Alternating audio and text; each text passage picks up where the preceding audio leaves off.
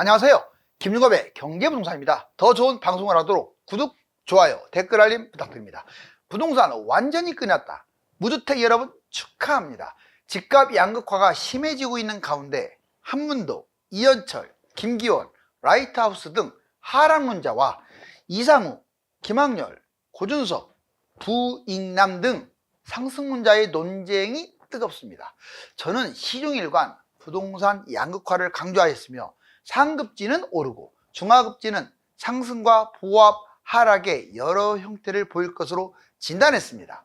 상승폭이 커지면 전국이 상승 전환하겠지만 상승폭이 작아지면 수도권과 지방은 장기 하락에 빠질 수도 있습니다. 유료 상담은 010-2616-6276 제가 직접 매수타임과 입지를 전해드립니다. 지금 바로 전화 주십시오. 자, 부동산 완전히 끝냈다. 무주택 여러분 축하합니다.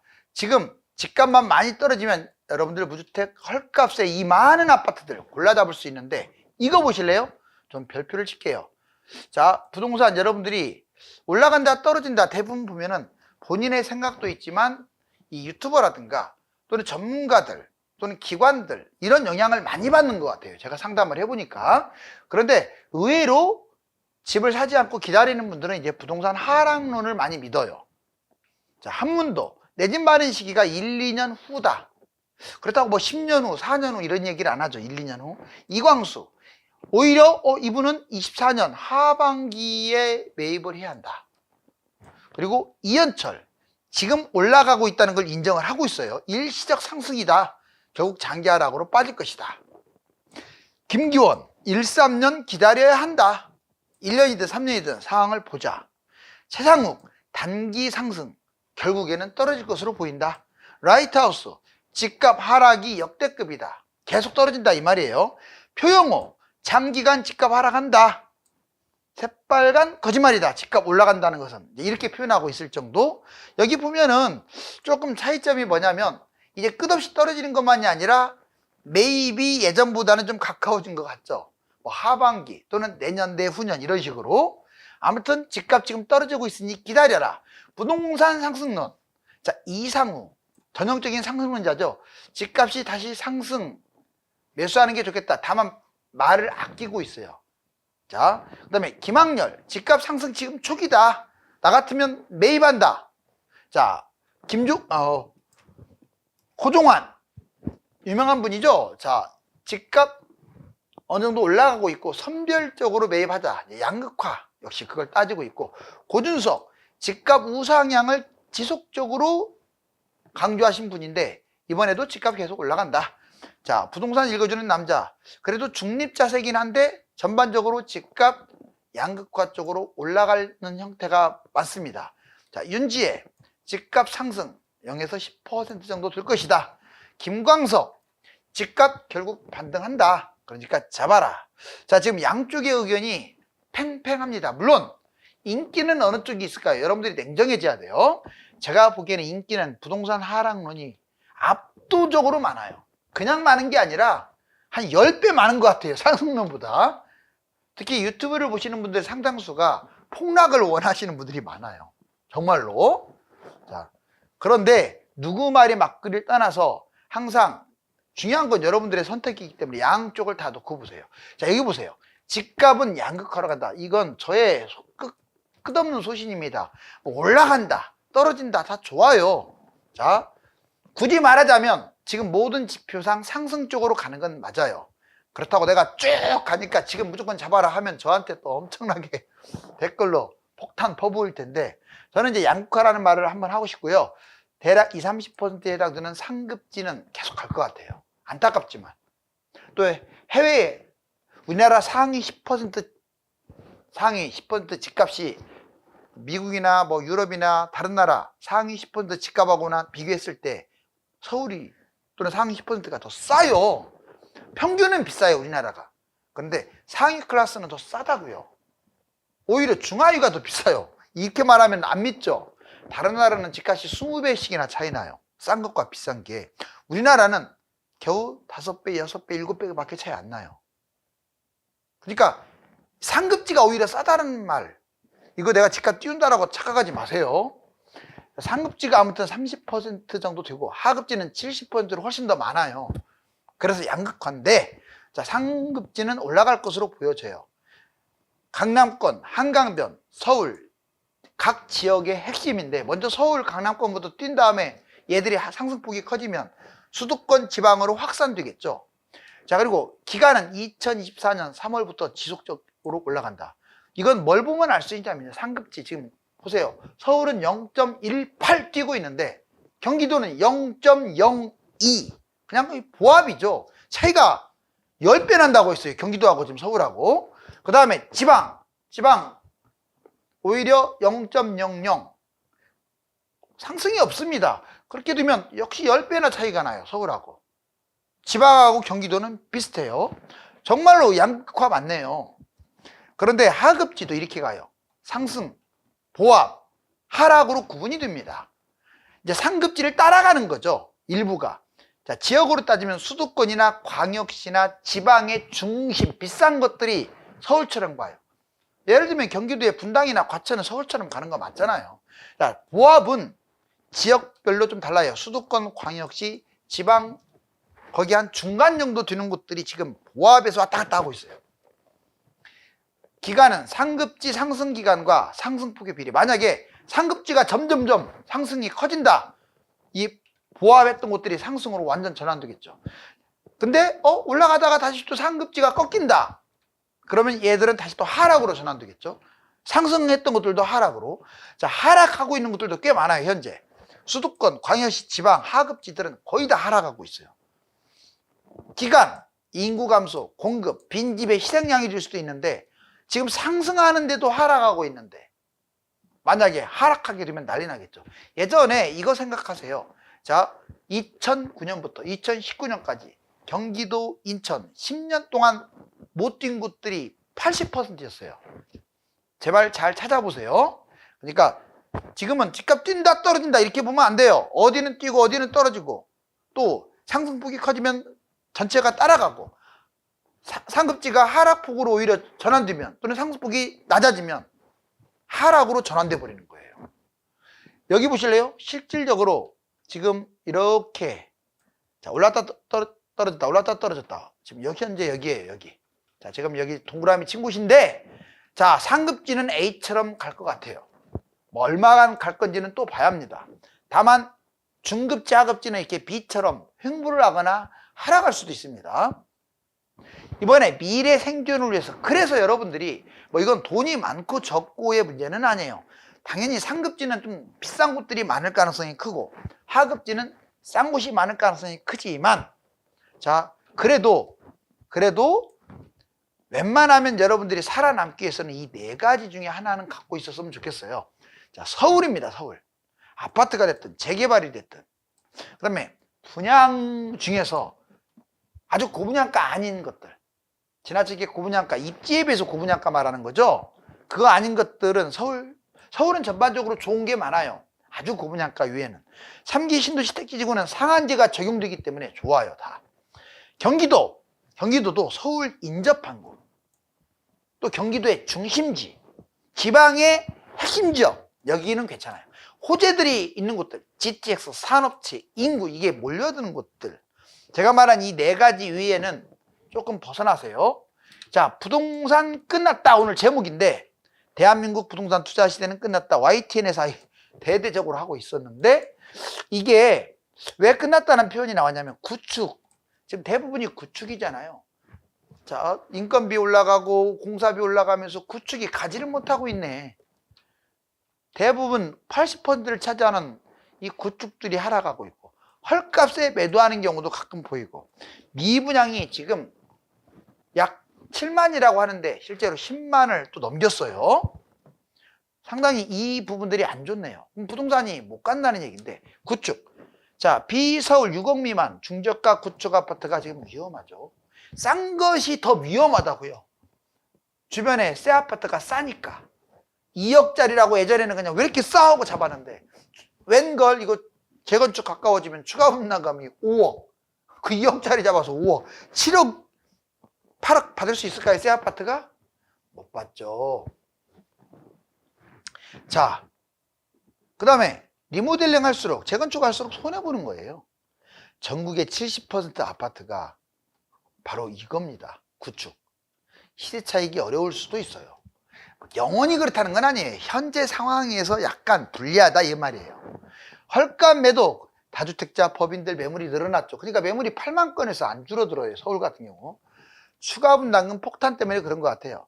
서울 외곽, 수도권과 지방의 대부분 구축은 지금 막 매도하려고 하고 있어요. 비인기 지역 매물이 적체, 대부분 지역 거래 급감. 자, 미분양이 지금 많아요. 신축 정체, 구축 아파트 하락. 신축이라고 올라가는 게 아니죠. 지금 구축이 못 가니까 신축도 못 가고 있어요. 자, 미분양 급증. 기존 아파트가 왜 지금 하락하는 줄 아세요? 미분양이 늘어나면 당연히 기존 아파트에 영향을 주죠. 고분양 회피. 고분양은 거의 마이너스 프리미엄까지 형성. 자, 부동산 상승 징조. 그런데 아까는 부동산 끝났다라고 했어요. 제가 여러분들께 양쪽 면을 다 보여드리는 이유가 있어요. 뭐 부추기고 부추기고 싶은 마음 1도 없어요. 제 방송을 보시는 분들이 어떻게 평가를 하시든지 간에 도움이 좀 됐으면 좋겠어요. 자, 이번에는 상승한다. 왜? 지금 현재 돌아다니다 보면은 서울 같은 경우는 생각보다 좀 뜨거워요. 그러면 왜 올라가는지 그걸 한번 6가지로 진단. 아까는 하락 입장에서, 이번에는 상승 입장에서. 그래, 중립을 잘 취해야 돼요. 그래야 오판 안 합니다. 거래량이 지금 늘어나고 있잖아요. 서울 5천 건 넘어갈 것 같아요. 5천에서 6천. 이 정도면 살아난 거예요, 분위기가. 수도권이 2만 건.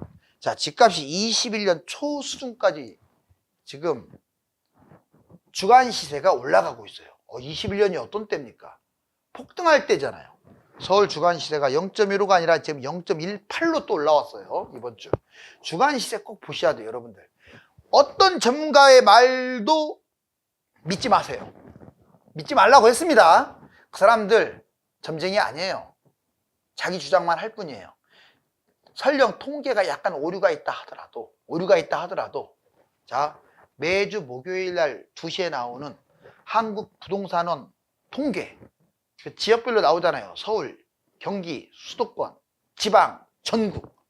이게 제일 정확해요. 그러면 이제 KB 시세도 저도 상당히 많이 믿었는데 조금 요즘 작년하고 올해 KB 시세가 너무 실망을 많이 줬어요.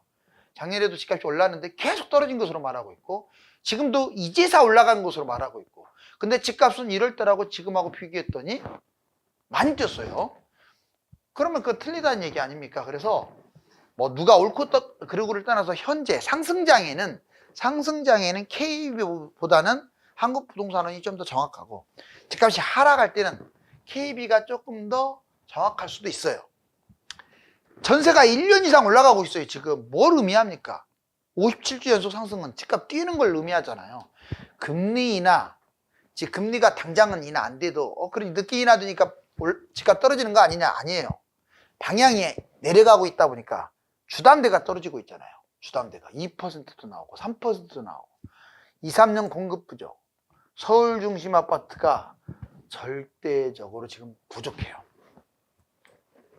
그 다음에 뭐 5년, 6년까지 본다면 3기 신도시 택지 주구가 물량이 많은데 지금 공사비 올라가고 뭐하고 하다 보니까 서울은 아예 그냥 분양을 못해요. 또 경기도도 그렇다고 분양이 막 왕성하지도 않아. 자꾸 늦어지고 있잖아요. 해외 집값은 신고가 찍고 있어요. 특히 미국, 캐나다. 미국 집값이라고 쳐보세요. 왜? 우리나라 지금 그래프가 대한민국, 미국 여기가 쌍둥이처럼 20년이 똑같아요. 주식보다도 닮았어요. 그러면 미국 따라갈 거 아닙니까? 이 6가지 요인으로 지금 올라가고 있어요.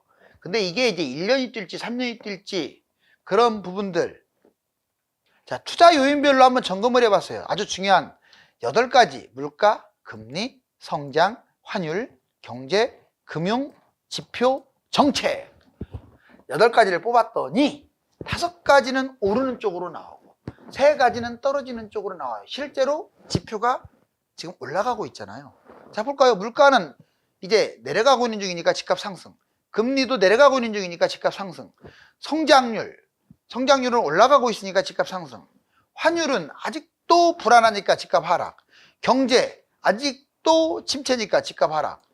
또 불안하잖아요, 경제가. 금융권 PF다 시끌시끌하죠. 그래서 집값 하락.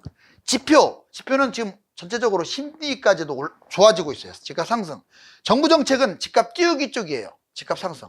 결국 5가지는 올라가고 밑에 3개는 떨어지고 이렇게 지금 나뉘어지네요. 자, 이제 모아타운 좀 도움되는 얘기 할게요. 예전에는 우리가 아파트 있죠. 아파트가 워낙 쌌을 때 5억밖에 안 하고 3억밖에 안 했을 때는 아파트만 잘 투자하고 갭 투자해도 돈을 많이 벌었어요. 그런데 지금은 웬걸, 자, 웬만하면 다 서울 같은 경우는 12억이 평균이 넘어가 버리고 13억이다 보니까 이건 고가 아파트 12억에 걸려서 실거주를 하더라도 양도세가 나가요. 조정지역도 아닌데 갭 투자하자니 수익이 줄어들어. 그럼 안 하자니 집값이 계속 뛸 것 같고. 그래서 예전에는 아파트가 우두머리였다면 이번에는 이것도 생각하세요. 내가 한번 떼돈을 벌 기회를 잡겠다. 그렇다면 바로 이겁니다. 모아타운하고 신속통합이에요. 뭐 떼돈이라고 하면 좀 그렇지만 예전에 아파트 막 3배씩 벌었잖아요. 지금 아파트로 3배 벌기는 어려워요. 집값이 비싸니까. 그렇다고 해서 모아타운 신속통합이 다 떼돈 번다는 얘기가 아닙니다. 10개 중에 얘들도 2-3개가 좋은 거고 나머지는 별로예요. 이걸 골라낼 능력이 돼야죠. 왜 떼돈 번다고 하는지 이거 잘 보세요. 자, 재개발, 모아타운 신속통합, 수원, 서대문, 한강 이렇게 구분해 볼게요. 지금 수원에 4억짜리가 있어. 그러면 1차, 2차는 뭔 말이냐면 이게 추가 분담금 냈기 전에 집값 그냥 뛴 거예요. 한 3-4년 있다가. 수원은 5억, 6억, 대략 1억 버네요. 1억 5천만 있으면 4억짜리 잡잖아요. 1억 5천 투자해서 1억 벌어요. 그런데 추가 분담금을 이제 내게 되겠죠. 5억 정도라고 생각을 하면 주변 새 아파트가 13억 정도 하니까 추가 분담금 냈고 올인을 했을 경우 재미가 별로 없어요. 2억 정도 기대감. 물론 지금 기준으로 2억이고 나중에 수원시도 뭐 15억짜리도 나오고 17억짜리도 나올 거니까 한 3, 4, 5억까지 올라갈 수 있으니까 손해는 안 봅니다. 설령 추가 분담까지 가더라도. 근데 크지는 않아요. 자, 서대문구 볼래요? 5억짜리 좀 더 비싸요, 수원보다. 근데 갭이 2억 정도 되네요. 이거 했더니 도중에 팔아먹을 때 한 3, 4년 이전에 팔아먹을 때 7억 5천 10억. 오, 그래도 대략 5억까지 기대감이 있네요. 수원은 2억밖에 안 되는데 경기도는 서대문구 같은 서울의 중간 정도 가는 구는 5억 정도 기대감이 있네요. 그리고 추가 분담금을 내면 15억이 돼요. 근데 주변에 새 아파트가 18억이니까 먹어봤자 3억밖에 못 먹네요. 그런데 지금 기준으로 18억이지 나중에는 한 20억 가볍게. 왜? 지금 부가연도 20억 원저리 가고 막 그러잖아요. 그러니까 20억 넘어가니까 5억 이상의 기대감은 있어요. 이번에 확 다릅니다. 한강구 6억. 한강구라는 말은 강남 3구 포함해요. 강남 3구 한강 비싼 곳들 6억도 있고 8억도 있고. 그런데 대략 3억이면 6억짜리 잡죠. 자, 한강구 대략 1, 2차 때 2차 때 보니까 한 5년 지나면 14억까지. 오, 그러면 6억이 14억 가니까 8억까지 버네요. 이건 정말 엄청나게 버는 거예요. 3억 투자해 갖고. 추가 분담금을 한번 내봤어. 6억으로 해갖고 20억까지. 물론 더 나올 가능성이 커요. 강남이나 한강변은 비싼 곳들은 추가 분담금이 더 나오니까. 하지만 주변 시세가 이미 30억이야. 10억을 더 먹네요. 또 얘가 지금 기준 30억이지 나중에는 40억이니까 20억까지. 결론적으로 이 말을 한 의도가 있습니다. 자, 모아타운 신속통합이 다 떼돈을 벌게 해준다는 게 아니고 선별 잘 하면 떼돈을 벌 수가 있어요. 왜? 특히 어디로 가야겠어요? 강남하고 한강구를 찾아서 여행을 하세요. 이번에 집값 대폭락 조건 볼까요? 한국 집값 불안한 3가지 이유. 우리나라가 불안한 요인도 있어요. 경제 위기, 경제 붕괴. 경제 위기는 미국발처럼 무너지는 거. 경제 붕괴, 경제 성장률이 너무 낮아. 그래서 잃어버린 일본 35년 따라갈까 봐. 마지막으로 사회 구조, 인구 감소, 공급 폭탄. 당장은 아닙니다. 제 생각은 한 10년 정도 이후. 빠르면 10년, 아니면 20년. 이게 시간이 필요해요. 인구가 줄어도. 근데 무슨 얘기하려고 하냐면 대폭락하려면, 집값이 대폭락하려면 일본 짱 나거나 미국처럼 금융위기가 터지거나 아니면 진짜로 본격적으로 인구도 줄면서 공급은 넘쳐나는 거. 근데 지금 상황은 이런 상황이 아니잖아요. 그래서 대폭락을 너무 기다리지 마시라고 지금 제가 전달 드리는 거예요. 자, 집값이 이렇게 한번 좀 시원스럽게 떨어졌으면 좋겠네요.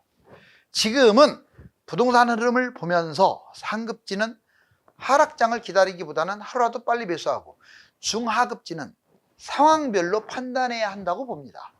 감사합니다.